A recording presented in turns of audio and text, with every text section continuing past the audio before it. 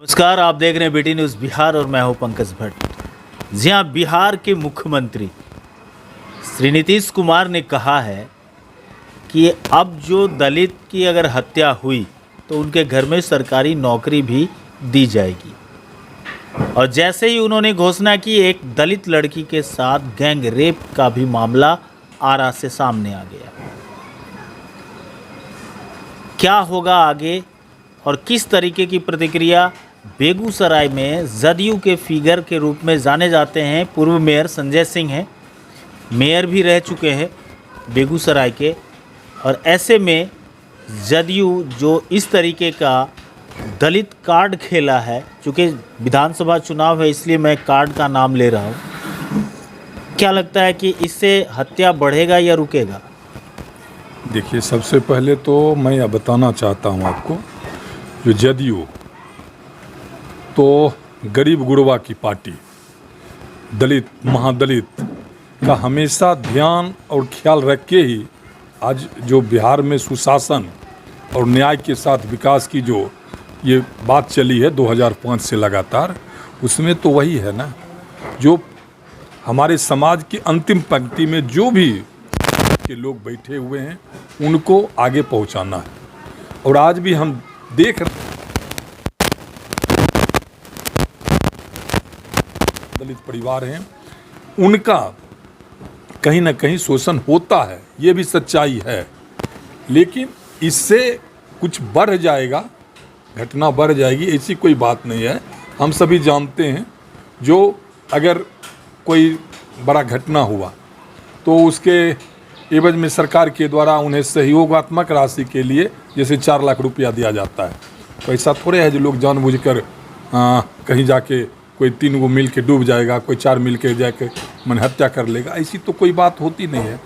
ये दलित परिवार जो भी हैं कमज़ोर, और कमज़ोर परिवार अगर उनके घर से हो सकता है उनके अभिभावक ही, अगर किसी के घर में किसी का एक जवान बेटा है उसका हत्या हो जाता है, तो इस कड़ी में अगर उस परिवार को सरकारी नौकरी मिल जाती है, क्योंकि हम आए दिन भी देखते हैं जब किसी की हत्या होती है, कहीं रोड जाम होता है, तो सबसे पहले लोग सरकारी नौकरी की मांग करते हैं, जो इस परिवार को एक सरकारी नौकरी दिया जाए और इतने का मुआवजा दिया जाए।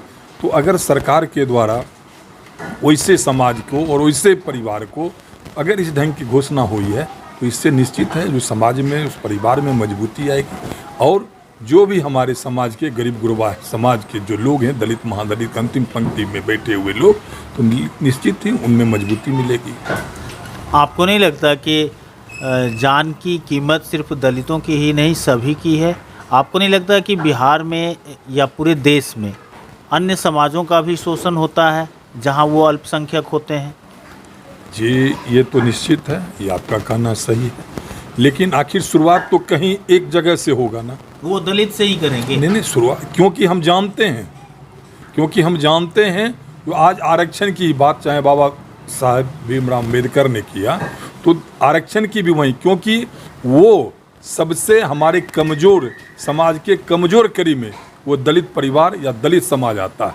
आज भी अगर हम अपने मोहल्ले में, अपने गांव में ही, आज मेरा घर है वार्ड नंबर 21 में, तो अगर आप घूम रहे हैं, भ्रमण कर रहे हैं, तो ज्यों ही दलित समाज या दलित परिवार के पास आप उस मोहल्ला में गुजरिएगा तो आपको लगता है आज भी उनका रहन सहन, उनके जीवन जीने का शैली जो है, निश्चित ही उसमें काफ़ी गिरावट है।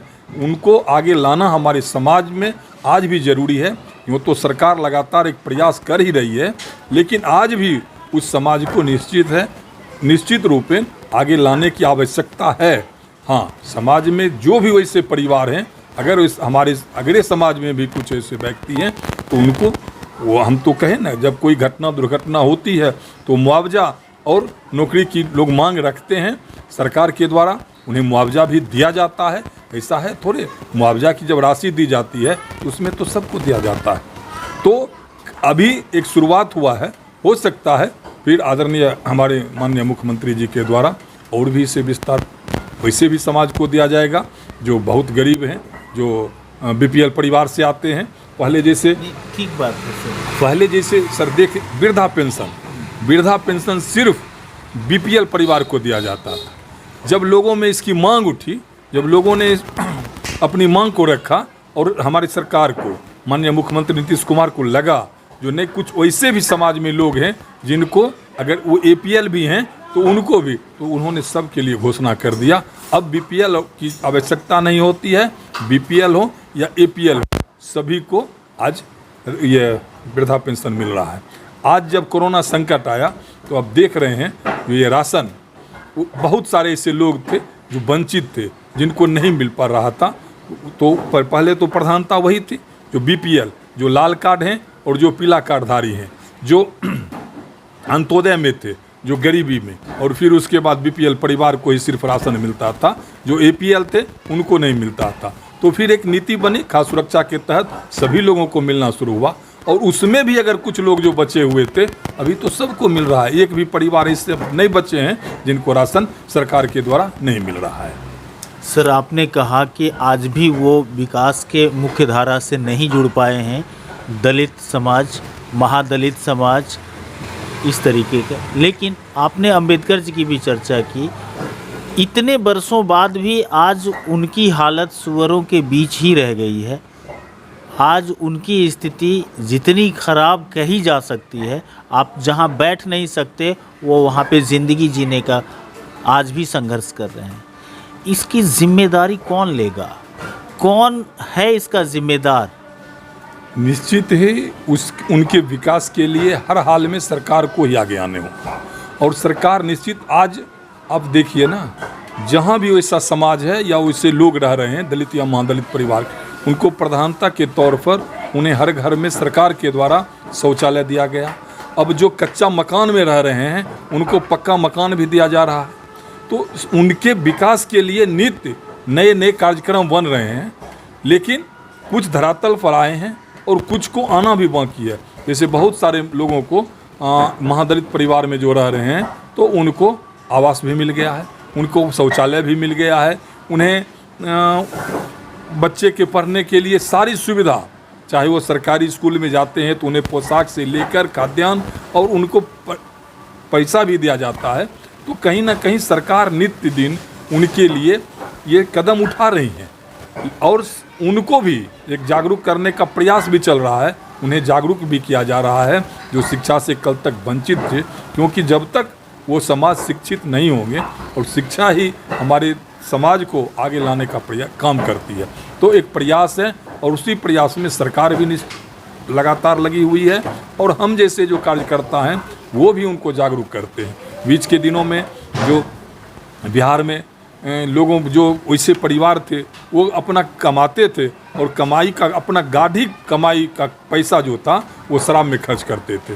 और सरकार को जब ये लगा, बिहार सरकार को, तो उन्होंने शराबबंदी कानून लाया। अब शराबबंदी कानून लाने से ये हुआ जो भी गरीब गुरबा जो शराब पीते थे वो शराब पीना बंद कर दिए हैं। अब घर में जो उनके कलह होता था वो कलह समाप्त हो गया। अब जो भी अपना गाढ़ी कमाई वो शराब में खर्च करते थे, अब बच्चे को पढ़ाने में, बच्चे को खिलाने में और बच्चे को आगे ले जाने में खर्च कर रहे हैं। तो इस तरह समाज में काफ़ी बदलाव हुआ है, लेकिन अभी भी और बदलाव की आवश्यकता है। ये भी कहीं से काटा नहीं जा सकता है, उनको और आगे ले जाने की आवश्यकता है। सरकार ने कहा था कि जो भी प्रवासी मजदूर आएंगे उनको यहीं पे रोज़गार दिया जाएगा। क्या ये इसे जुमला मान लिया जाए? नहीं, ऐसा तो है नहीं। आज जहाँ भी हो सरकार के द्वारा, चाहे वो नल जल का जो काम हो रहा है, सरकार के द्वारा जितनी जो टेंडर प्रक्रिया में काम हो रही है, तो उसमें तो सभी यहाँ के ही मजदूर कर रहे हैं। यहाँ तक सरकार, अब देखिए कोई फैक्ट्री तो 1-2 दिन में लग नहीं सकता है। आज जो भी है कोरोना संकट में जो भी कार्य हो रहे थे, अगर कोई फैक्ट्री चल भी रहा था वो भी बंद हो गया है। चाहे उसका रॉ मटेरियल सही समय पर नहीं आ रहा है, या जो खाद्यान्न आ रहे थे बाहर से, या जो रॉ मटेरियल, ट्रेन आज बंद है। आज हर जगह जो है सो यातायात का साधन भी बंद हो गया है। तो लेकिन सरकार की तरफ से जो भी विकास की जो काम हो रहे हैं, चाहे वो रोड बन रहे, सड़क बन रहे हैं, पुल पुलिया बन रहे हैं, या हर घर नल जल में जो कार्य हो रहा है, उसमें तो जितने भी हमारे श्रमिक भाई आए हैं लगभग वो कार्य कर रहे हैं और उनको काम मिल रहा है, काम मिल रहा है। ये कहीं से ये बात गलत है जो उनको काम नहीं मिल रहा है, लेकिन ये भी सही है जो जिस रूप में यहाँ मजदूर आए तो एकाएक काम सभी को मिलना ये संभव नहीं है, लेकिन जो अगर काम करना चाह रहे हैं उनको काम मिल रहा है। और नित्य हर आदमी, तो चाहे वो रिफाइनरी विस्तारीकरण में भी लोगों को काम मिल रहा है, फर्टिलाइजर में भी लोगों को, यहाँ के श्रमिक को काम मिल रहा है। और मुख्यमंत्री का सबसे जो सात निश्चय का था हर घर जल और नल का, वो भी कार्य चल रहा है, उसमें भी बहुत सारे श्रमिक काम कर रहे हैं। मटिहानी विधानसभा में नित नए चेहरे का नाम जुड़ते जा रहा है, कैसा रहेगा इस बार का चुनावी दंगल? हमको तो, हम 2005 से मटिहानी विधानसभा को जान रहे हैं और मुझे ये अपने आप में ये गौरव भी है जो उस चुनाव को मैंने काफ़ी नज़दीक से देखा है।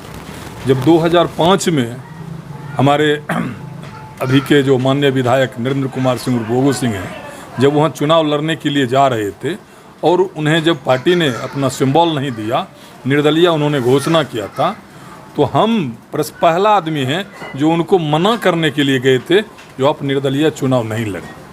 तो उन्होंने हमें कहा था क्यों, के लिए नहीं जीतिएगा। वो बोले जो एक बार आप क्षेत्र चल जाइए।